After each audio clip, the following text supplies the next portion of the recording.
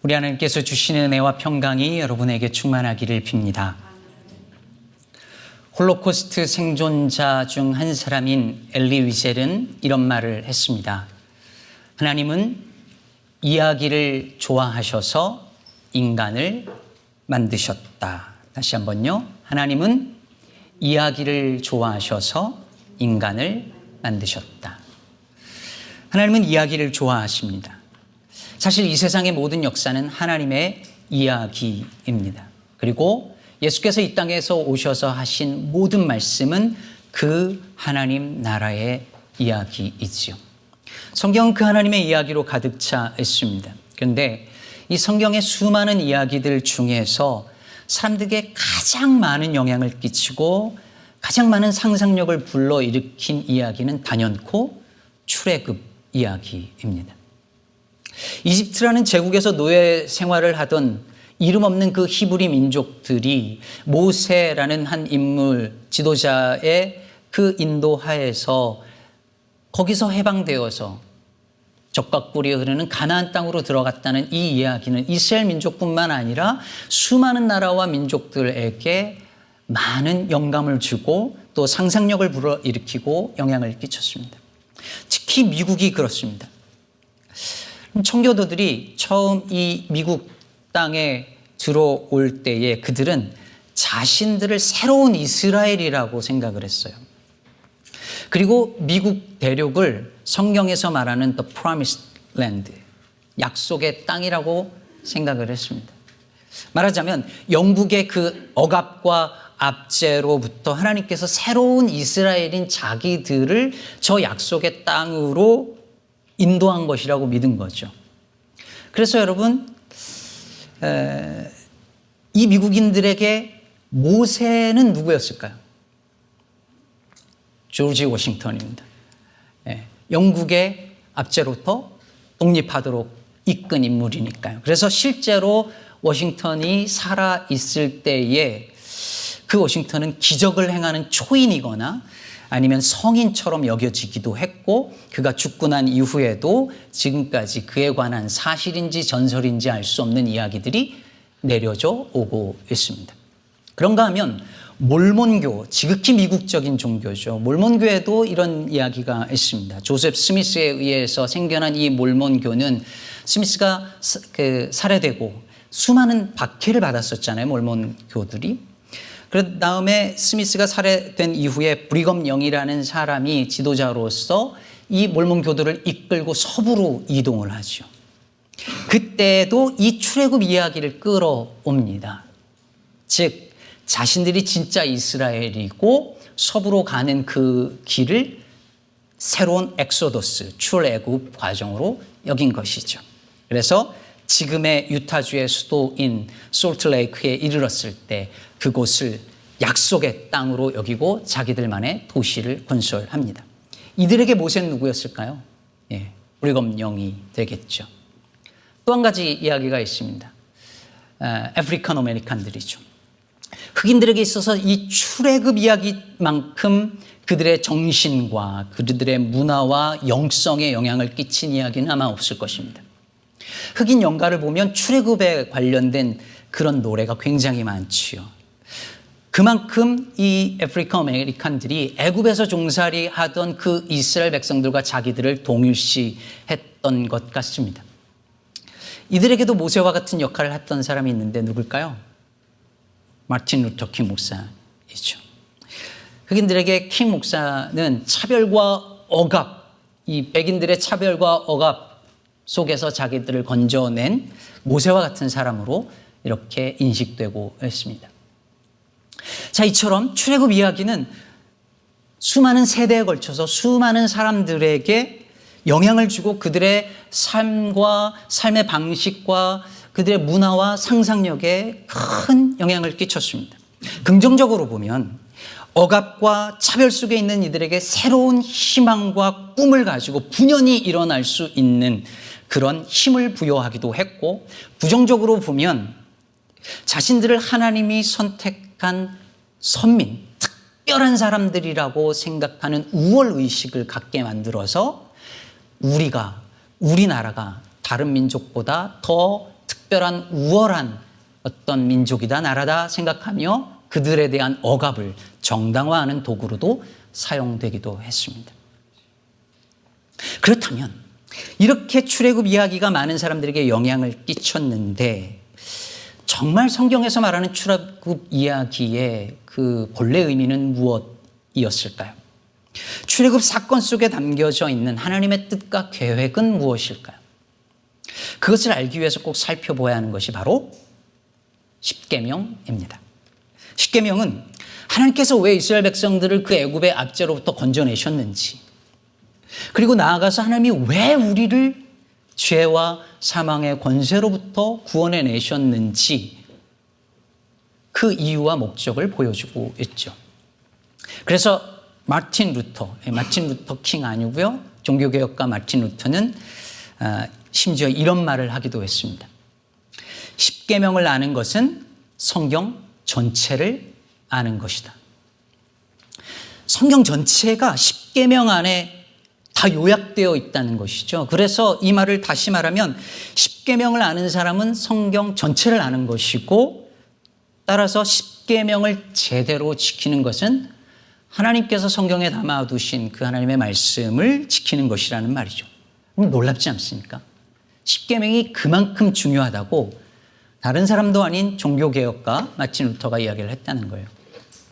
저는 오늘부터 시작해서요, 약 11주에 걸쳐서 십계명에 관한 시리즈 설교를 하려고 합니다. 이 설교를 통해서 십계명에 담긴 하나님의 뜻을 알고 그것을 우리 일상에서 살아낼 수 있는 저와 여러분 되기를 축복합니다. 오늘은 그 서론에 해당하는 말씀인데요, 우리 1, 2절 다시 한번 읽어보겠습니다. 시작. 하나님이 이 모든 말씀으로 말씀하여 이르시되 나는 너를 애굽 땅 종 되었던 집에서 인도하여 낸 내 하나님 여호와니라. 여러분, 성경을 보시면 알겠지만 원래 십계명은요, 우리가 알고 있는 바 1계명, 2계명 이렇게 넘버가 붙어 있지 않아요. 그렇죠? 원래는 1계명, 2계명 이런 구분이 없었는데 사람들이 나중에 그것을 순서를 붙이고 그래서 10개네, 그래서 십계명이라고 부르게 되었습니다. 그런데 우리는 조금 전에 읽은 1, 2절 말씀 있잖아요. 이걸 십계명의 서론으로 구분을 하죠. 그리고 너는 나 외에 다른 신을 내게 두지 말라는 3절 말씀을 제1계명으로 봅니다. 우린 다 그렇게 알고 있죠. 근데 고대 랍비나 오늘날의 유대인들은 좀 달라요. 아까 우리가 읽은 그 말씀, 나는 너를 애굽 땅 종 되었던 집에서 인도하여 낸 네 하나님 여호와니라가 유대인들에겐 1계명입니다. 이들은 이걸 1계명으로 여겨요. 그만큼 중요하다는 것이죠. 실제로 여러분, 이 구절은 십계명을 이해하기 위한 키 센텐스입니다. 이 구절을 빼놓거나 바르게 이해하지 못하고 십계명으로 들어가면 십계명을 제대로 이해할 수 없을 뿐만 아니라 심각한 오해를 불러일으킵니다. 그럼 십계명은요, 뭘 하라, 뭘 하지 말라는 명령으로 되어 있잖아요. 하라는 명령이 몇 개 나오는지 아시는 분? 금방 셀 수 있는데요, 하라는 명령이 2개, 하지 말라는 명령이 8개가 나옵니다. 우리도 애들 키워보면 하지 말란 말을 더 많이 하잖아요. 그렇게 하라, 하지 말라는 계명이 2개, 8개 이렇게 해서 뭘 하라 하지 말라, 이게 계명의 전체 내용이에요. 그런데 여러분, 십계명의 구조를 한번 보세요. 하나님께서 뭘 하라, 뭘 하지 말라라고 하는 계명을 주시기 전에 하나님께서 나는 너를 애굽 땅 종 되었던 집에서 인도하여 낸 너의 하나님이라 라고 선언을 하세요. 이게 먼저예요. 이게 전제예요. 즉 뭘 하라 뭘 하지 말라라는 계명 이전에 먼저 뭐가 있었냐면 구원이 있었어요. 다시 말해, 이 계명을 지키면 내가 너희를 구원하겠다라고 하신 것이 아니라 아무 자격 없는 그들을 먼저 구원하시고 나서 그 다음에 계명을 주신 것이죠. 너 이거 해, 너 이거 하지 마. 그리고 너가 좀 더 괜찮은 사람이 되면 내가 너희를 구원할게 라고 하나님은 하지 않으세요. 물 없다고 그렇게 불평하고 물 줬더니 이제는 고기 없다고 원망하는 정말 한심하기 그지없는 인간들인 줄 뻔히 알면서 우리를 죄와 사망에서 하나님은 구원해 내신 분이십니다. 이걸 놓치잖아요. 그래서 그 앞에 이 서론 부분이 없잖아요. 그러면 십계명은 그냥 도덕과 윤리가 돼요. 신앙생활에 그저 당위와 의무만 남게 됩니다. 목사님들이 목회 이제 후배들에게나 성도들에게 내가 목회를 어떻게 했다는 이야기를 하거나 아니면 누군가 간증을 하게 되면 소위 내가 어떻게 성공을 했는지 또 승리했는지를 나누지만 저는 실패담 하나를 얘기를 하겠습니다. 제가 20대 때 교회를 보면서 정말 싫은 게 있었어요. 그 혈기왕성하던 20대에 정말 교회를 볼 때마다 이해가 안 되고 싫은 게 있었는데 그게 뭐냐면 소위 은혜롭게 넘어가는 거였어요. 분명 옳지 않은 일인데 분명 불의한 일인데 교회는 대충 그냥 넘어가요. 덮어버려요. 교회가 세상보다 더 불의하고 정의롭지 못해 보였습니다. 그래서 제가 목회를 시작하면서 목회 초기에 그런 교회 모습을 개혁하고 싶었고 노력을 했습니다. 옳고 그른 것을 분명하게 했습니다. 비민주적인 요소를 제거하기 위해 꽤 노력을 했습니다. 그래서 교회는 어떤 불법적인 것도 없고 정의로워지는 것 같았습니다. 그런데 이상하죠. 교회가 점점 차가워지는 거예요. 교인들이 모이면 항상 이게 옳으냐 저게 옳으냐 따지기 시작했습니다. 그리고 그 냉정한 판단의 잣대가 서로를 향하기 시작을 했고 급기야 목사인 저를 향하기 시작했습니다. 그때 그제서야 깨달았습니다.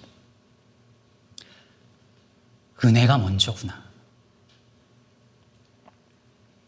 은혜에 대한 감사와 구원에 대한 감격이 없으면 그 신앙 공동체에는 뭔가를 해야 되고 뭔가를 하지 말아야 된다라고 하는 당위와 서로를 향한 판단과 정죄만 남는구나.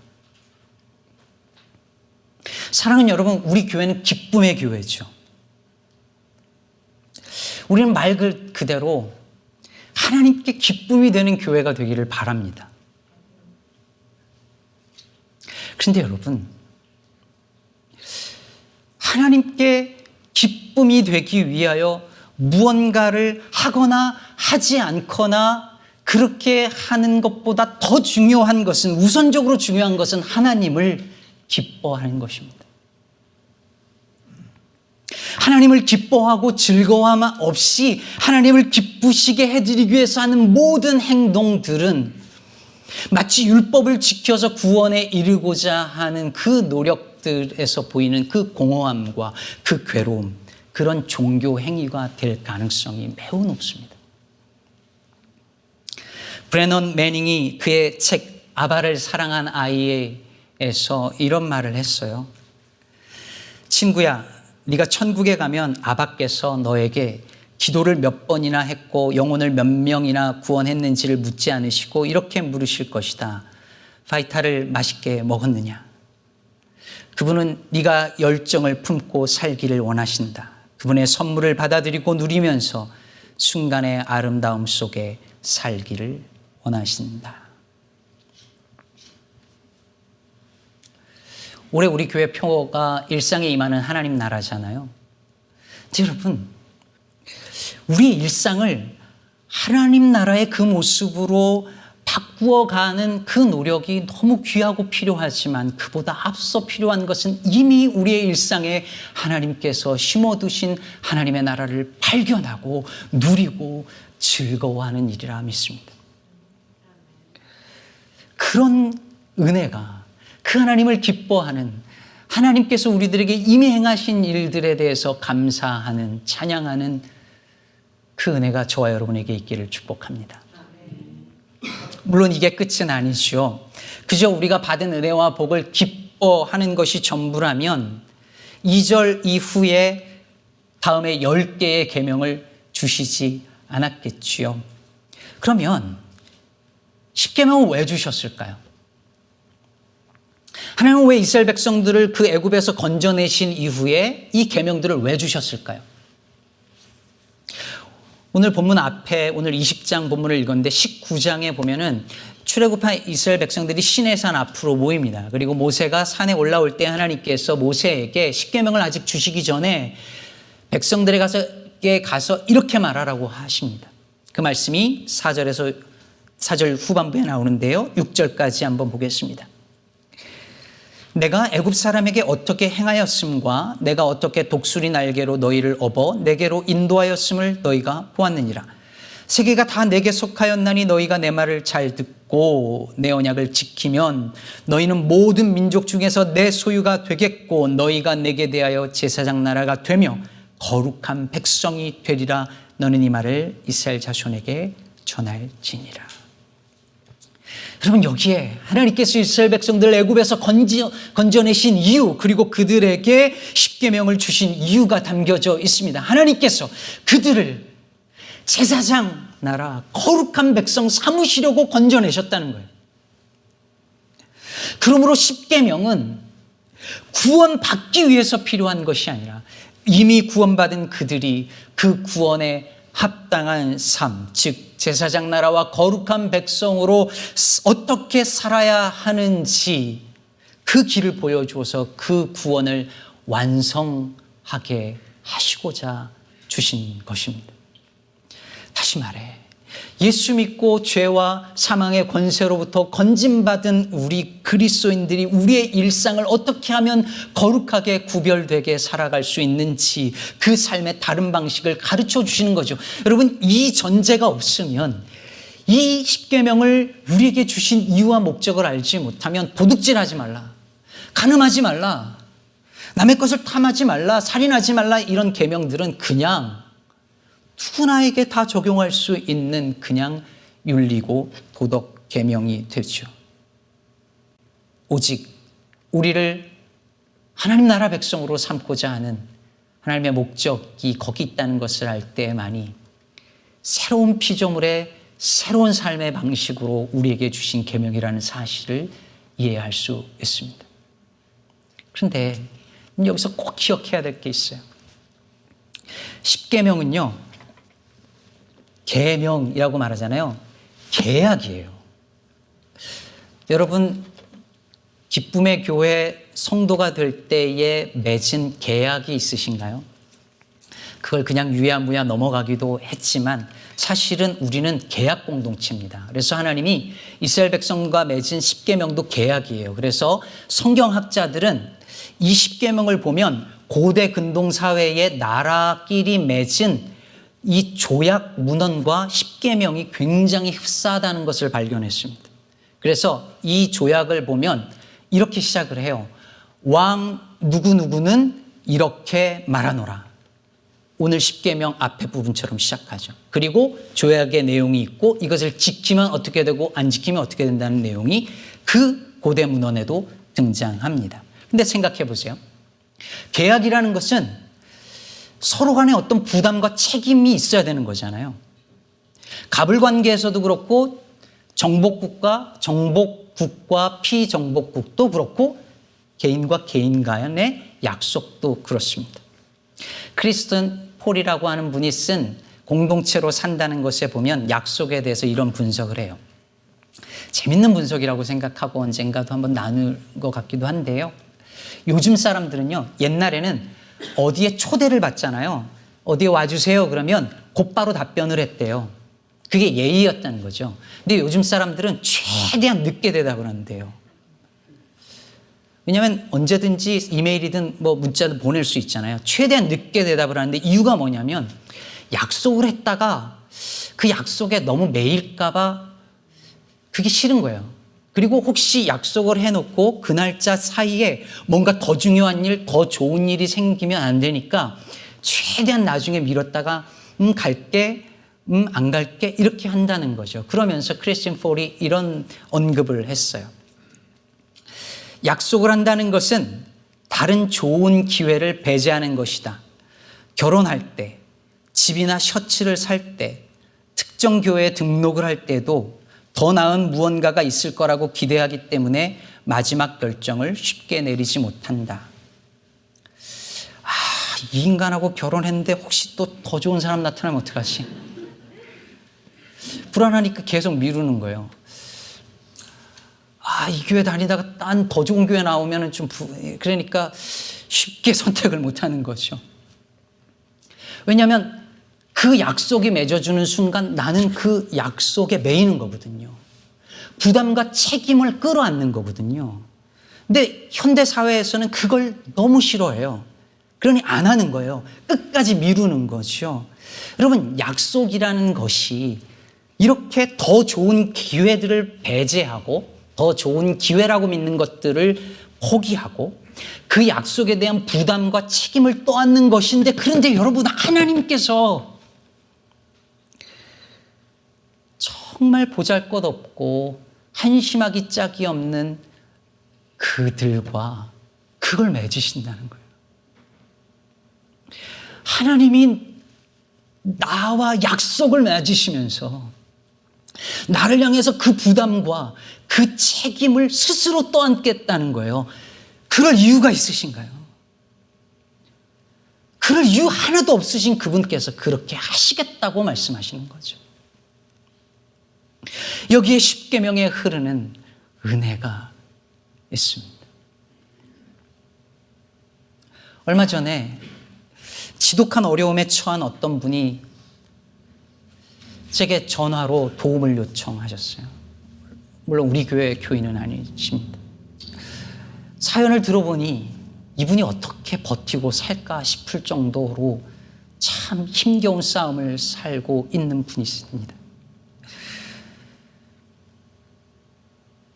근데 주변에서 도와주겠다고 나선 분들이 어느 순간이 되면 모른 척하고 외면하더라는 거예요. 그분과 몇 차례 상담을 하던 중에 그분이 저에게 떨리는 목소리를 이렇게 물으시는 겁니다. 목사님은 저를 끝까지 도와주실 건가요?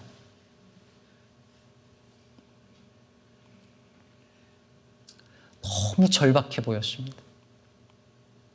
그 질문에 답을 쉽게 하긴 어려웠지만 이렇게 말씀을 드렸습니다.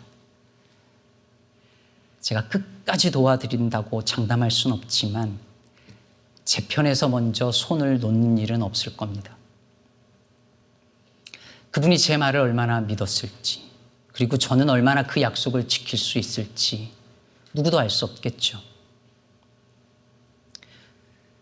사랑하는 여러분, 우리가 이 힘든 일상을 살면서 여전히 그래도 그리스도인으로 살아보려고 몸부림치는 이유가 무엇인가요? 안 그래도 힘든 세상에서 그리스도인이 짊어져야 할 그 몫까지 끌어안고선 그렇게 매일 일상을 살아가는 이유가 무엇인가요?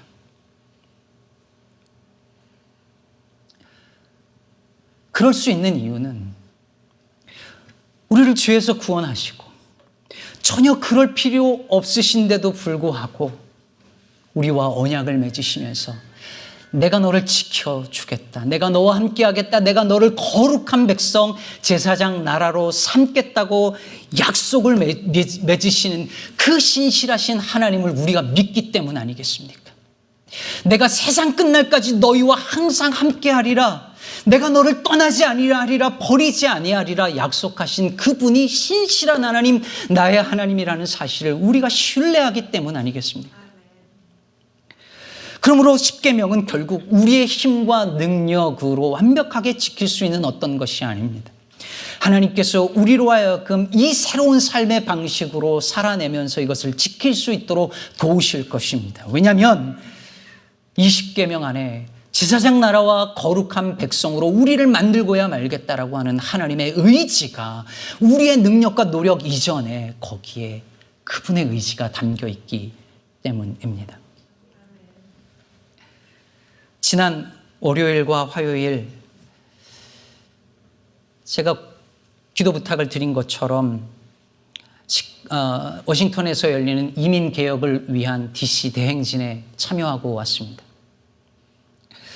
월요일날 출발해야 되는데 주일날 저녁에 피곤해서 먼저 잠자리에 들려고 하는데 이민개혁을 원하는 사람들에게 찬물을 끼얹는 뉴스가 들려왔습니다. 여러분들도 관심 있게 보신 분들은 아시겠지만 상원의 parliamentarian, 즉 의사조정관이 지금 추진되어지고 있는 예산안에 이민개혁안을 포함시키는 것을 할 수 없다라고 판정을 내리면서 그동안 낙관적으로 800만 소련 미비자들을 구제할 수 있는 이 이민개혁안이 굉장히 큰 벽에 부딪히게 되었습니다. 앞으로 이걸 어떻게 정치적으로 해결할 것인지에 대해 다들 고민하고 쉽지 않은 싸움이 남아져 있는 거예요. 여전히 느낍니다. 세상은 쉽게 변하지 않아요. 그런데도 세상은 정말 안 바뀔 것 같은 이 절망스러운 상황을 늘 직면하면서도 계속해서 다시 힘내어 이 일들을 해나가게 만드는 그 동력은, 그 힘은 적어도 제게는 나는 너를 애굽 땅 종 되었던 그 집에서 인도하여 낸 너의 하나님 여호와니라 라는 이 주님의 말씀에서 옵니다. 정의감이나 내가 가지고 있는 신념에서 내 일상과 세상에서 이 힘든 싸움을 이겨내면서 살아갈 힘이 온전하게 오지 못합니다. 하나님의 은혜와 그 신실하신 그분에 대한 믿음이 우리의 힘입니다. 그러므로 사랑하는 성도 여러분, 오늘 예배를 마치시고 다시 여러분의 일상으로 돌아가실 때에 내가 너의 하나님이다, 이 한 말씀 꼭 붙드시는 저와 여러분 되기를 바랍니다. 그 하나님을 기뻐하십시오. 그 하나님을 즐거워하시기 바랍니다. 그 하나님이 우리 하나님, 내 하나님이라는 사실을 부여잡고 감사하시기 바랍니다. 그리고 우리를 주님의 거룩한 백성, 제사장 나라로 삼으시겠다는 주님의 그 약속과 의지를 신뢰하십시오. 그 믿음이 이길 것입니다. 그 믿음이 이기게 할 것입니다. 그 믿음이 우리를 이 세상의 망령된 행실을 끊어버리고 새로운 삶의 방식으로 우리의 일상을 살아나도록 도울 것입니다.